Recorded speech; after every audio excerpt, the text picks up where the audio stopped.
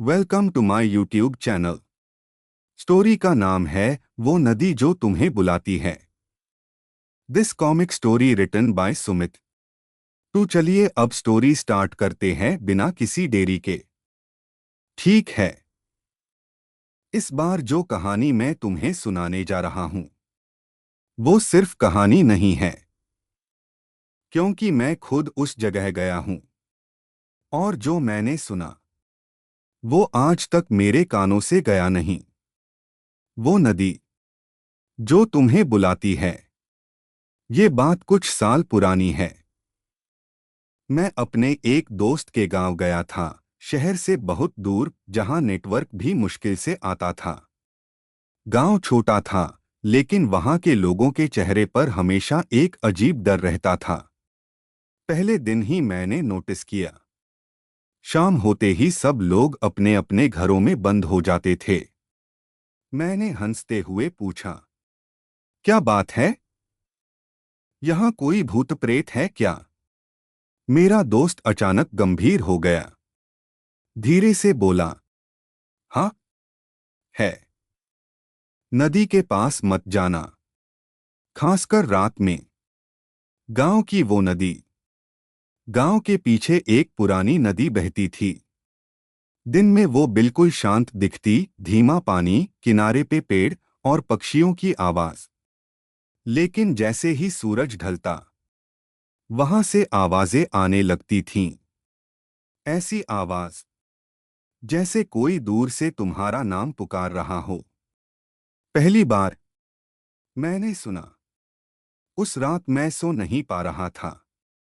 अचानक खिड़की के बाहर से एक धीमी आवाज आई, आओ।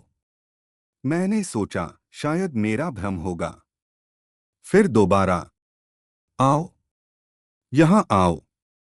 अब आवाज साफ थी और वो मेरा नाम ले रही थी।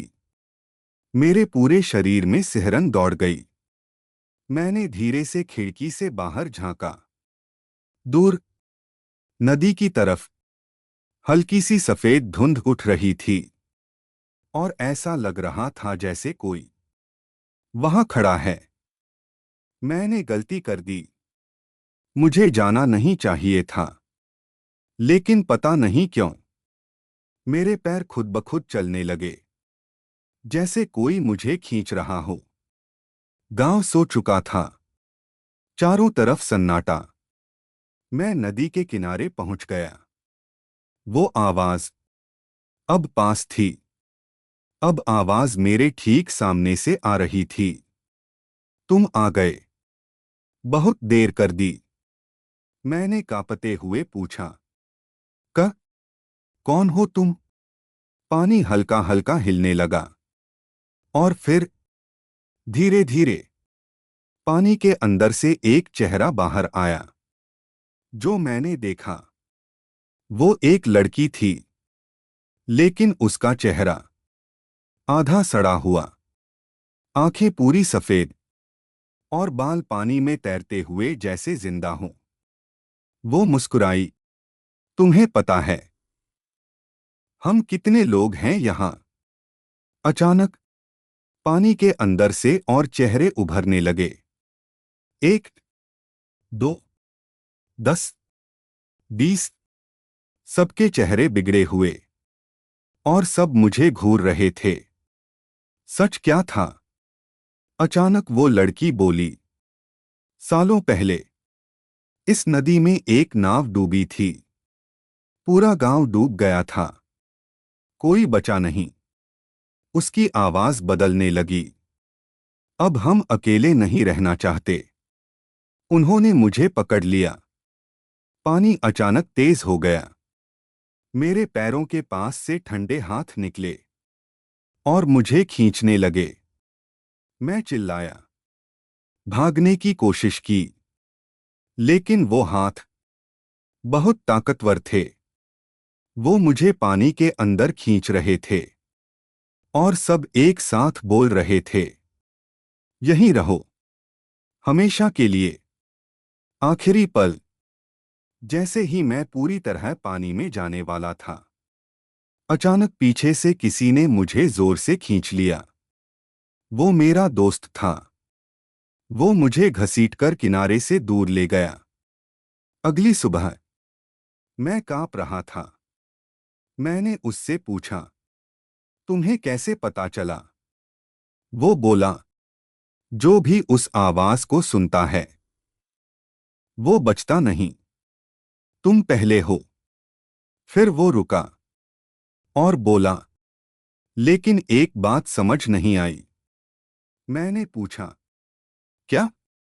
उसने मेरी तरफ डरते हुए देखा।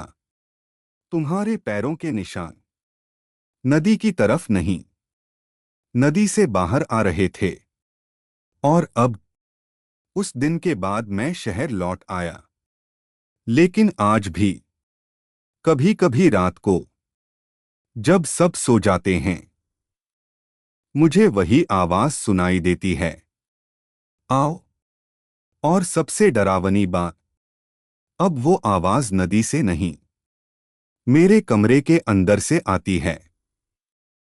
अब सोचो, अगर तुम्हें भी कोई आवाज बुलाए तो क्या तुम जाओगे, या वो पहले ही तुम्हारे पास आ चुकी है?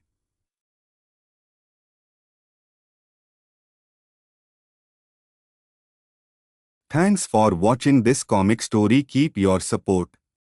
Like, share and subscribe to my YouTube channel. Also, you can share this comic video with your friends and family. This is my Instagram ID. Give me your suggestions about the comics videos. This comic story written by Sumit.